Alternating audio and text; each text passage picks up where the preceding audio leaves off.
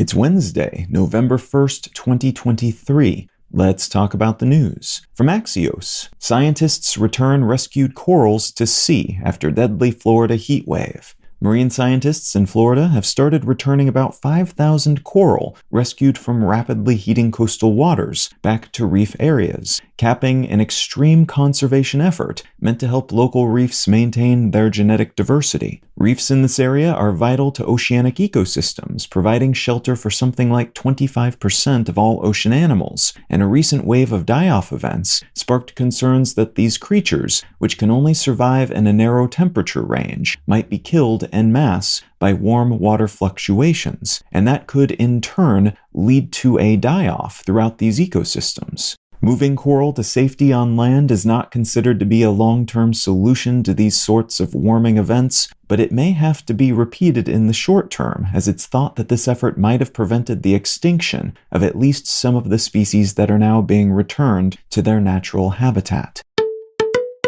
From the New York Times, Biden issues executive order to create AI safeguards. The U.S. government has issued a significant new executive order requiring that companies developing artificial intelligence systems report to the government any risks associated with their work, including those that might empower belligerent foreign governments or terrorist organizations, and those related to deepfakes and other misinformation amplifying tools and techniques. The U.S. is generally considered to be the leader in AI tech right now, and this new collection of regulations are part of a larger effort to maintain that lead, while also putting guardrails on the development of software that could lead to novel sorts of security threats, allowing the government more visibility into what's happening at the bleeding edge of this space, while also providing companies working in the AI industry more clarity on what is required of them. Other G7 governments have also agreed to a code of conduct for developing advanced AI, and while most of these rules are voluntary at the moment, it's expected that these initial AI-oriented regulations will inform future, more hardcore and pointed versions of the same.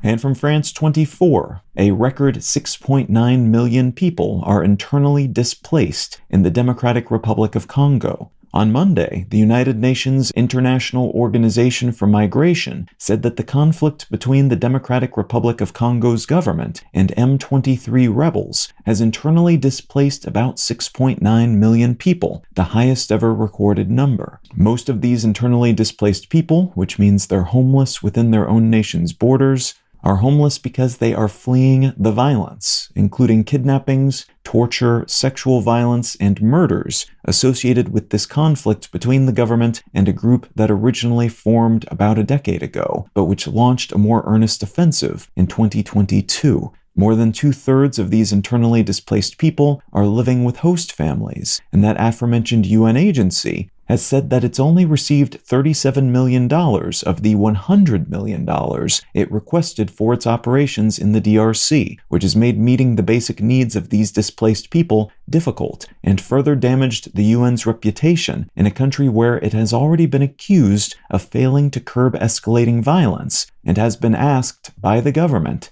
to leave.